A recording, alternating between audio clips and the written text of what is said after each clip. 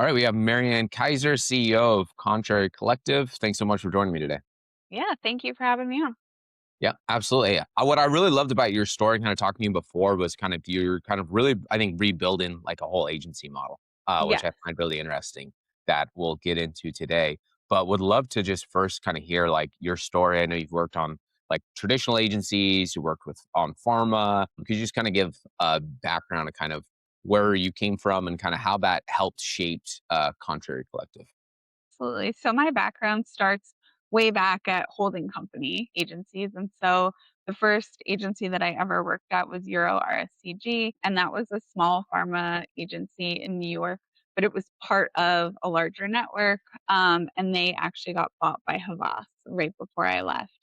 And so when I left there, it was 200 people in my office and it felt small. And I wanted to try something bigger. And so I ended up at FCB, and that was quite a change. It was huge. And for a long time, I really liked it, but it got to a point where I was seeing sort of lumbering processes. We were still doing things that were so out of date because it was just part of how it was always done. There were no questions asked. And if you didn't abide by these rules, you got dinged, even though it wasn't necessary. The best example I had was these things called color breaks. And so when something went to the printer, they had to outline each and every color that was on it when you have those old school printers with the huge barrels. But we weren't using those printers anymore. We were using digital printers, four color ink, and they still wanted us to outline. Well, you have a page or a document that has 70 pages and you're supposed to outline what every single color is. It takes hours. And I was like, we shouldn't be charging our clients for this. Doesn't make sense. We don't even need to do it. So I got into a huge argument with the head of production. It wasn't my best moment, but that was a turning point for me. I was like, I want to work at small agencies. And so I left the holding company scene and I went to a really small med ed agency in New York, and they wanted to grow. They wanted to do more advertising. And so, I just jumped in there, and being part of that agency as it grew over the next 6, 7 years was amazing. I saw how having the owners involved really helped us expedite changes, do things that made more sense for our clients, and really get involved with our clients from the day to day. And so that was my start at small agency, and I just kept going smaller and smaller. And so I ended up in an agency. There were four people that had just started it, a couple freelancers, and myself. We grew that agency over, I think it was 5 years. Huge. We ended up positioning them in a way that they got bought. And they got bought by a much larger company with VC backing, and it just wasn't the same anymore. And so I thought, I could do this myself. I could go out and try it. And the owners, when I started with them, they were very encouraging. Like, we don't want you to work here forever. We want you to figure out how to build your own agency. We'll mentor you, we'll share it. And so I just set out to do that. And so what I'm taking from those experiences into mine is the idea of the small agency model, but also how to be nimble. So how to be involved as the CEO, but how to make that scalable versus turning into a company that works for a VC-backed company or is bought by a holding company. How can we make a sustainable model where we're really integrated with our clients? And so it's a contractor model. So we have consultants that we put together in small pods for clients, and then we can create as many as we need as we get larger. I love that. Yeah, I think that it's so interesting because like looking back, you probably don't even recognize it throughout all those moments. But like now you can look back on it and recognize like all of those little pieces helped shape and form kind of a new belief system and a new structure that you could create now. And when Yeah. you're the owner, you get to decide like how do you build it? What do you want to build it for? 'Cause some people want to build an agency to sell it or any company to exit, or some want to build it to have a sustainable business, or some want to build it to serve a specific community or vertical or industry. So it's like, what are the reasons? If you can go in knowing what are the reasons you want to build this agency for this business, and then that can shape all of your decisions after that, and you can build it the way you want, which sounds like exactly what you did. Yeah, and honestly, when I went into it at first, I was like, "We'll build an agency to sell." And Yeah. then, it's been a little bit over a year and a half now, and I don't wanna do that anymore, you know? And so I think it's also being flexible enough with the company that you're building and the response you get from talent, the response that you get from clients to know whether or not you're still on the right path. Yeah, absolutely. And then how has that worked with you? Because I know like a lot of agencies, I talked to a lot of agencies about it, like how do you scale on because agencies sometimes, especially on a project-based work, you have very, you know, busy times and then you can have slow periods. And a lot of agencies or just trying to figure out how you scale is like as you get more business, how do you maintain your supply and demand? How do you maintain your workforce and your demand? And a lot of agencies use contractors to do that and you've built kind of an entire structure around contractors. But I guess what are some of the challenges? Is it like cultural challenges of trying to like maintain kind of same consistency of messaging, focus, purpose? And then there's a lot of opportunity, I imagine, because you can be really flexible, nimble, and you can bring in Mhm. the best people for the best projects. But Yes. how's that worked and evolved over the years of working with different contractor teams? So I would say the biggest thing is trying to maintain the two audiences, right? Because we have to appeal to contractors, we have to make them feel like there's something to invest in. And to your point, that culture perspective. So we want it to feel like it's a place that's good to come into and work with, and people are welcoming. And that can be hard with contractors because they're not paid to show up every day and have a good outlook. They're really there to get the work done. And so we kind of lean into that as a culture is we're all here to do great work. And beyond that, we may end up liking each other. And then from a client perspective, we do talk to clients really transparently. This is a contractor model. And so if you want the same person on all of your projects, there's a threshold of commitment that we need from you so that those people will be available regularly. And so we don't really hide any of that from our clients when we work with them. They know that everyone is on a contract basis, and that helps them make informed decisions for what they want to invest in their creativity and consistency for a brand. Yeah, and because you've really turned into, like, really, like there's kind of always this balance between, like, AOR or, like, kind of Mhm. a specialty consultancy type agency, and it seems like you're more on that, side of things. Like, how could you explain, like, kind of how have you managed being, like, a creative partner rather than being, like, this traditional agency model, and how's that developed in, like, different relationships with your clients? Sure. So it's funny because I think the reason that we're not AOR is because we don't charge those lofty fees for them to have, strategic management every month. We really embed that in everything that we do. And so the relationships have developed over projects. So we've gone in with a couple of clients and done workshops so that we can set the strategy before we're doing the other work versus building the strategy as we go. And that's an intentional investment from them to set the stage strong in the beginning. And then they come back for more. So even though we're not AOR, we really have become partners with our clients because of the transparency, because of the questions that we ask, because of the way we can carry through the knowledge from project to project. And so they typically sign up for 3 months of work at least at a time, and some of them have gone farther out. And so it's just building those relationships over time. And then for the smaller clients that really want project based work, just the transparency for what we're doing, why we're doing it within each step. So they feel confident coming back. Yeah, absolutely. And then most of your work is like you're really specialized in like the pharma industry, Hmm. right? Yep.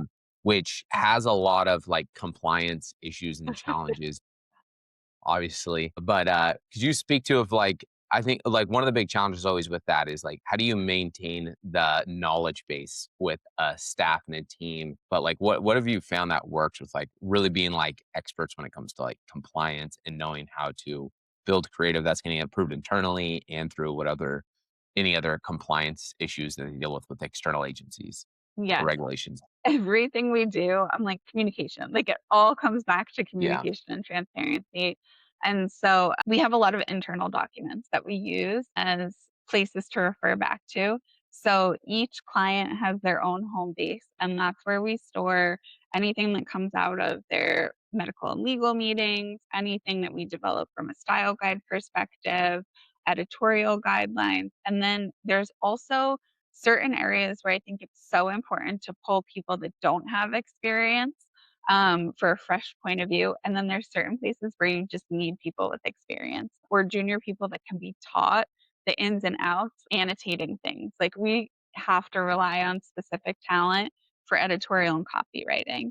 Those are the two places where going outside of pharma can be really dangerous at a senior level. Yeah, yeah, absolutely. I imagine because the knowledge specialty in that area in order to get things right. Otherwise, if you do Mhm. not have that specialized expertise, there's gonna be a lot of things that are gonna go wrong, and that's gonna break a lot of systems down and Yeah.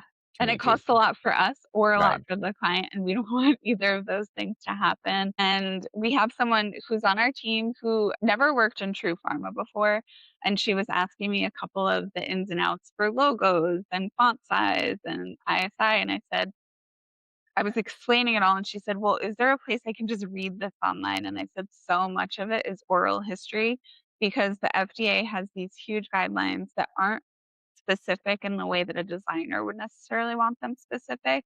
And so in each MLR meeting, in each letter from the FDA, we dig into those and see what trends we find, and then we live by them. We push the needle sometimes, but like knowing what has happened before helps us know where and when we can push the needle and when it's kind of lost cause.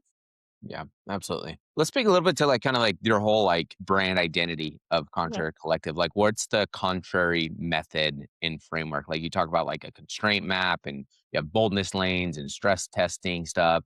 Like, where does that come from, and like, how does that shape the work that you do for your clients?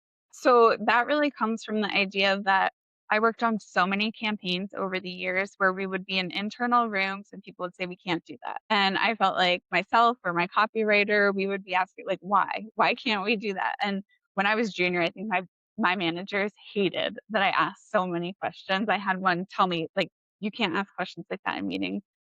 You should know. And I was like, but why? Because no one's explained it. I was like, I just got out of college. I don't understand. That's a great mentality to have. Like, I was Like, like, "We should really talk about yeah, it more." for sure. And so I discovered that there were a lot of times internally, people would shut things down before it even got to the client. And then we would present things to the client, and they would be like, "I would love to do this, but MLR will never approve it."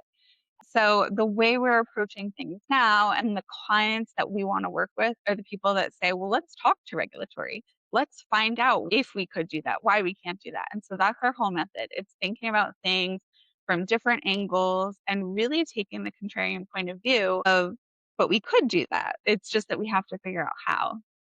And so then putting all of those constraints down and sort of establishing the fact from the fiction, the stories that we tell ourselves, and digging into how we can actually move something forward in a meaningful way, even though it might feel scary because nobody's done it before. Yeah, it's good. And I think I mean, I heard a client say this one time is we need more creative out of my creative team. Yeah. I think that's really what clients really seeking out of Yeah. an agency team is that you're an outsider. You're not within the bounds of our organization. You can come in with unique, different thinking that can be applied to us and take us to another level and differentiate us from our competition. Hmm. Sometimes I think some companies can get too held on to like, we need a benchmark against our competitors and are thinking too much about their competitors can Yeah. often happen. But I think focusing and having a contrarian view of a different approach, especially in something like, I'm curious how you deal with that in pharma, because pharma, at least from a consumer perspective, it often comes out as very, very similar and always like has this similar type of tone and Hmm. message and creative concept. And I'm sure that has a lot to do with the regulations and challenges among all of that. But I think that's so needed in so many different levels is come in with a contrarian, unique view. Like that's what I think agencies' real value is. You talk about like you don't want to be automated away by AI. It's like then you need to come up with unique creative ideas because I believe fundamentally AI can't create new ideas right now, at least. It's living But off I our think that's ideas. the value. It's like the whole way that AI survives and is created, right? Is by our inputs and our own take on things. And so, you know, even internally at agencies, I've proposed things and they're like, "Well, we've never done that before." And it's like, "Okay, well, if we never try, we still will have not done it at the end of the day." Yeah, absolutely. I think that relates back to like we were saying earlier, where like with the ink situation and the printer is that you can create outdated systems if nobody's checking it, and it takes somebody questioning every step always that the system is. I think it comes from a perspective I always talk about with our team is like the system is never perfect. What we have laid out is what works today, but it may not work in the future, and it takes all of us to collectively to always question: does this system and process work? Especially, I think right now, which is so interesting, is like all the rave right now is like Claude Cowork and Clawbot and all of these and Perplexity Computer and all these systems where it's like you can now create systems in place that can automate a lot of these tasks. And it's becoming easier and easier. And I think that's going to break a lot of agency systems and the agencies that figure out how to automate mundane tasks so you can focus on the creative work, the strategic work, being having a contrarian mindset. I think that's what's going to take some agencies are going to skyrocket by figuring that out. I agree, and I've heard that some agencies now, it's the timelines are getting super short for concepting because they're like, "Well, can't you just put it into AI to get the image that you need?" But there's still, to your point, this missing bridge of it takes time for you as a creative to actually digest the problem, what the challenges are, and then come up with a new solution. It doesn't happen in a pressure cooker. You have to give sort of your brain space to grow and marinate on something. Yeah, absolutely. And because like if I think what also happens is like the creative experts or the programming experts or the experts are going to figure out how to use the AI to 10x their output and do really good work. And Mhm. then people who aren't really experts, like if you're not an expert at creative or coming up with ideas, I don't think you're gonna be able to go into Chat or Claude or Perplexity or any of these other Gemini and come up with a creative idea or solution out of it.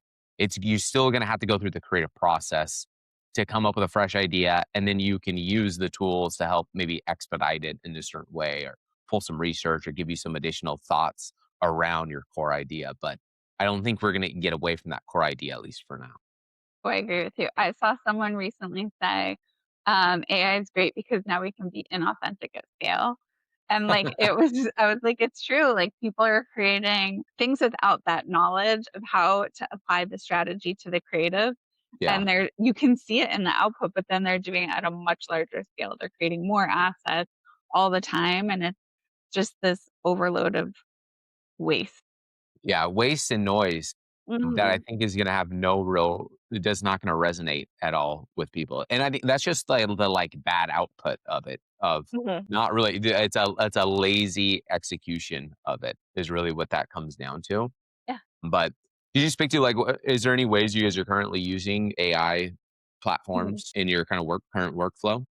Yeah, so, I mean, our team does use, LLMs for different, like, marketing examinations. So looking at a piece that we've written to see how, we could potentially optimize, cut down the copy. We've used it actually for referencing and fact checking to make sure that the articles that we've been pulling from fully support, and some of the messages that we're working with one of our clients on, they had a consultant come in before us, and they used a synthetic MLR environment to figure out if things would be potentially approvable, and it worked pretty well. There were a couple things that we had to tweak, but overall, I was able to identify that. And then also to create assets based off human inputs. So creating things from our team that are original and then having AI create alternatives or additional versions based off of that. And then for certain things, like we're doing a convention booth, but scaling up images that either clients don't have. There have been lot of times in the past where in order to do like a convention booth that's so large, you would have to take extremely high resolution photos. And so if you're working with a smaller pharma client that can't necessarily afford a large photo shoot, being able to take something from stock photography and enhance it and make it better is really kind of game changing for their budgets. I think those are two such good use cases of it. I think is that like if you creating again that core unique idea that came from like human emotion and connection related to a brand or whatever it is, and then using AI to create various versions of it. So then it's like it's on brand, it's relevant, it is a good piece of creative, and then it's the variations, the export of a bunch of assets Mhm. is great. And then automating the whole, yeah, the resolution and creating, especially for budget constraints. Yeah. All businesses, I think, are fundamentally, majority of businesses are fundamentally budget constrained. And so they can't do all of things that they want to do, but can you be strategic in how you use these platforms to do 10 times more than what you're able to before? And I think that, Okay. yeah, that the event space or event model that you just laid out, I Yeah. think was a good example of that. Yeah, I think that's a good one. And just from, an image perspective, there's also, well, image and building. So we also use Framer, which has a lot of AI components for web development. And so that's another one where it's something that someone would have to go in and do timely or time intensive HTML or CSS code to build something. And now we can build it a lot faster and see prototypes without having to risk production. Yeah, absolutely. Where else do you see kind of the agency offers and services going? Like, do you see like right now, a lot of agencies are focused on like, right, website development and design, creative and content and the SEO and other marketing, more tactic services. We focus in paid media, like that's our main focus. But where do you foresee, or are you trying to think future forward thinking of like what are the services going to be in the next 5 to 10 years as maybe some of these systems continue to evolve? Like, do you think there's going to be an evolution in what services most agencies offer their clients? I think you know, there's going to be a larger disparity, I think, with companies that are using agencies. So I don't know if you've used Gamma, but it's a presentation tool that uses AI. And their sort of positioning is that they can take the design tax off anybody. So you don't have to hire a designer just to do PowerPoint decks. Or if you're in a supporting department that isn't design related, but you have to present a deck that looks buttoned up, you can do that. Canvas kind of along the same lines. And so I think companies that are on that smaller end will be able to cut agencies or freelancers almost completely unless they're needing that strategy, unless they need to understand how to bring the human touch and ideation in. And then I think small agencies will be much better positioned for telling those stories, coming up with new ideas, breaking the mold. And I think, and I'll be really interested to see if this is how it plays out. But I think those big agencies and the holding companies will survive, and I think they will be for the brands that are billion-dollar brands that still need a ton of assets, that are all competing against each other. But I think they'll be doing more of the iterative tasks because they are running out of runway and they're not creating the space for their employees to come up with really unique ideas in my mind. So why not just use them to create 101 banner ads? Right. Like if you Yeah. need that much content, cheap and fast, like I think the big agencies are going to be the place to do it. It'll be like shopping at a Walmart for your brand. Whereas the small agencies will be, I mean, we're called boutique for a reason, right? So it'll feel like going to a high end experience where you're getting the one on one attention. So that's how I think it'll play out. And obviously, I hope that's the case because that's what I like doing.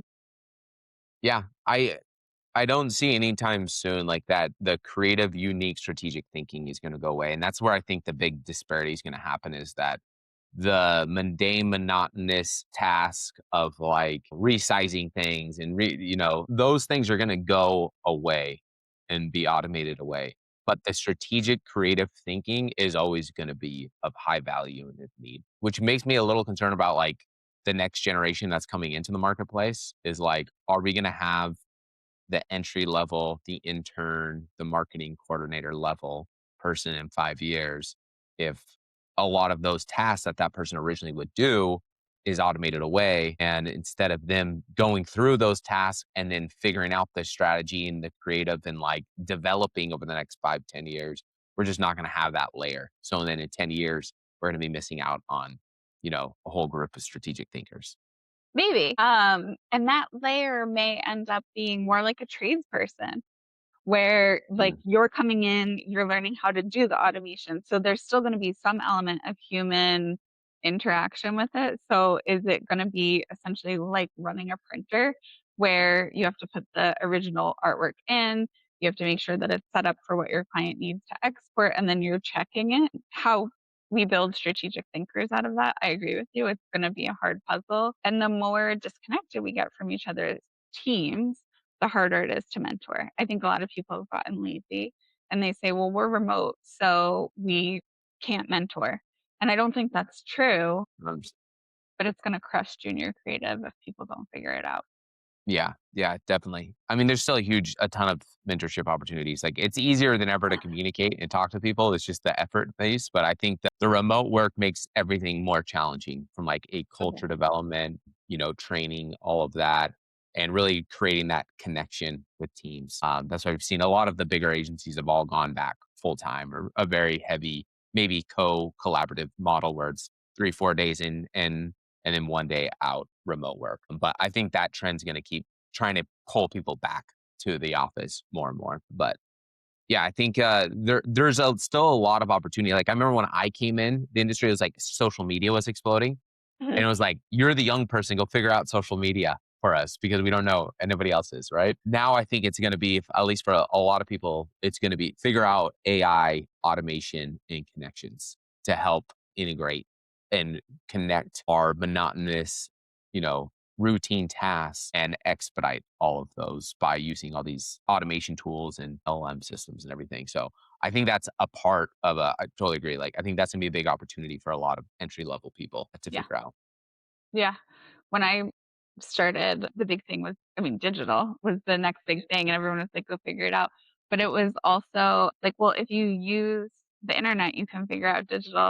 And I feel like that's what they did with social, but we've learned that that's not true. Like, just using it doesn't make you an expert in it. So I think that we're really gonna have to figure out AI in that same way. Yeah, definitely. What would be your advice to other agency owners right now, maybe young ones starting out, trying to build something of like, how do you build an agency? And that can be a very long-winded answer, but high level, like, how do you build an agency with contractors? Because I think the way you Mm. did it, it can be a lot more flexible for people because then you don't have to deal much like overhead and risk from that standpoint. And then figuring out like what industry do you go after and focus on and become an expert in. Okay. I'm going to take that question in a couple parts. So, how do you build an agency first with a contractor model, and what are some tips there? I would say pick your favorite people to work with first, right? Like you've got maybe three tiers: the people that are like dream people that you want to bring in, people that you know you could bring in, and then people that would be good, steady collaborators, right? And picking from those three tiers so you can balance it out. So you're not sort of losing money because you have the best talent in. So I think that's a tricky one for people to really balance in the beginning. And I take, a different approach than a lot of people. I'm super transparent. Like in everything that I do, I talk about it all the time, but I did the same thing with my contractors. And so I was warned early on, like, you're sharing too much inside information, you're being too transparent with them about what you charge. And honestly, I haven't seen that to be the case. It hasn't backfired at all. The people that know the ins and outs have stuck with me and they believe in what I'm building. And so I think that's extremely important is to just make people feel really valued. And I personally feel the most valued when someone's transparent with me. Like I think asking for opinions and being open to feedback, and then that also goes for the market. So, like I said earlier, when I started this agency, I had one idea and it's evolved over time because I listened to the market, I listened to the people that were working with me. So, whenever someone's talking about starting, I'm like, pick something and align to it and commit to it, but wear it loosely. Like, do not be super rigid because you're going to have to make money. Like, you may get clients that aren't necessarily your ICP, but you have the bandwidth. And billable hours are better than no dollars, right? Yeah, Like yeah, we have to grow over time and try new things, and then calculated risks on what you're doing. Building things that you might want to test and iterate on, but knowing how much you could potentially lose if it doesn't go the way that you wanted are, I think, my biggest tips. And originally, I thought we'll do any highly regulated industry, and we've really narrowed down more this year into pharma and healthcare. So, device, platform, pharma still, and we would happily work on other highly regulated industries, but that's not our current demographic of clients. Yeah. I think it's great. That's why I've talked to so many agency owners, and most of them started out of a need to start their Mhm. agency, and it was like they took on any type of opportunity they Yeah. could to get some billables going, Yep. and then eventually over time, they figured out what either like what services they were great at that they loved doing that they could replicate and really service at a high level, and then what industries they're best at serving. Those are 2 things that generally takes agencies on average, I've noticed from like 2 somewhere between like 2 to 5 years to figure out. And then after that, then they can really kind of have some growth as they focus in. But I think you have to get through some of those hurdles, especially early on, or if you don't have that immediate network referrals sales that comes in, that you take on what you can and then build and figure it out as you go. Yeah, trim your menu, Yeah. become Yeah. more of an elite restaurant. Yep, for sure. Yeah. And then in terms of like the regulated industries, have you found like there's like less competition, a lot of opportunity there, just from a standpoint of like it's a more challenging vertical to handle is like very highly regulated industries. Was that kind of part of it, or did you have some background expertise or knowledge in It that was space? because of my background, really. I think there's 2 components that drove us towards this direction. One was my personal background, so knowing the ins and outs, that unspoken language of what works, what doesn't in pharma, and then also there's a stigma, quite frankly, around highly regulated work. People think it's boring or too complicated and when I say boring, that's synonymous with not creative. And so I think people think when they're maybe in consumer that to hire people that have this experience in highly regulated industries and seeing, I mean, we talked about consumer advertising, it can all look the same. And so I think when clients see those portfolios, if they're not in the industry, it looks boring. Like, why would I hire these people? They're not going to know how to make a dent in our um, customer base. They're not going to know how to increase revenue for us. When I've seen the opposite. So I've seen people go from pharma into consumer, and like because they're so used to constraints, when the handcuffs come off, it's like wildly different than what other people expect.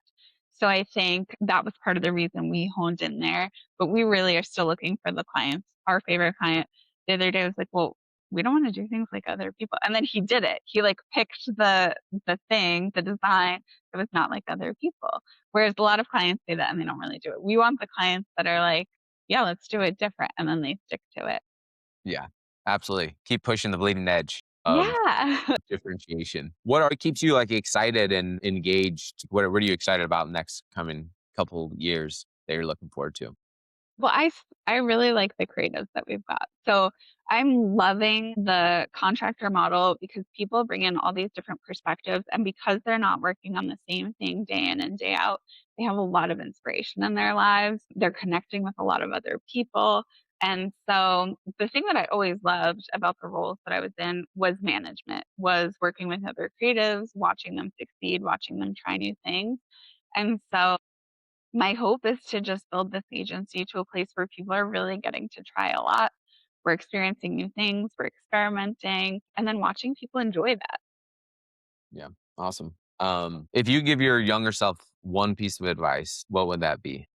Get out sooner. Like, I gave other people so much of my brain power, my energy, my effort when they didn't really want it. They didn't wanna change. They didn't wanna do things differently, like that fight about the print production stuff.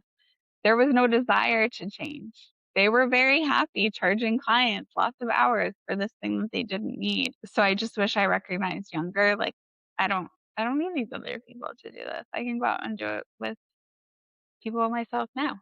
Yeah, absolutely. Because I think, one, I think there's a lot of fear. People have fear when they're younger, just starting out. Although I've met a lot of young people recently that are just like go getters and like started. But like most, I think there's a fear element. And then two, I think there's an age concern. Like, oh, I'm too Totally. young and people aren't going to respect me or buy from me or whatever else. But I think neither one of those are like based in reality of like, No. one, there's so much opportunity, so you shouldn't fear. And like if you can survive, I think in an agency model, you could probably survive to figuring out clients is probably the hardest part, like the sales process. Mhm.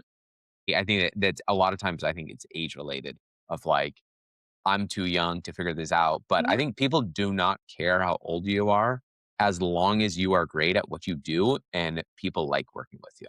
Yeah. Well, and I always think of, if you don't have kids, it maybe doesn't relate, but I always think of it like having kids. I had kids late, and I kept being like, I'm not ready. I'm not ready. I never was going to say, oh, I'm totally ready. Right. But once you do it, you become ready. And so it was the same with starting a business. Like, I never would have identified myself as ready, but you jump in and you try. And also the risks and the potential loss or downside when I was younger would have been a lot lower. I have 2 kids now. We own a house, dog, I'm married, like, all of those things now feel like they're on the line with building this business, whereas when I was young and single, I could have just, like, really thrown everything into it, and it 100%. would have just been me. Yeah, way lower risk. Like, you have so many more opportunities to rebound when Yeah, you don't have that pressure at all. I felt the same way. Although I did my first agency I started was when I was 25 and was kind of in that stage of just I had 0 concern for risk at all. It was like, "I'll leave the comfortable job, we'll start this and go," and thankfully it worked out, but, you know, you figure things out as you go, but you're right, you have to jump in and regardless of what stage you think you're at, whether you yeah. think you're ready or not. Learning happens on the job. Yeah, absolutely. Awesome. Marianne, thanks so much for your time today. I appreciate it. Thank you.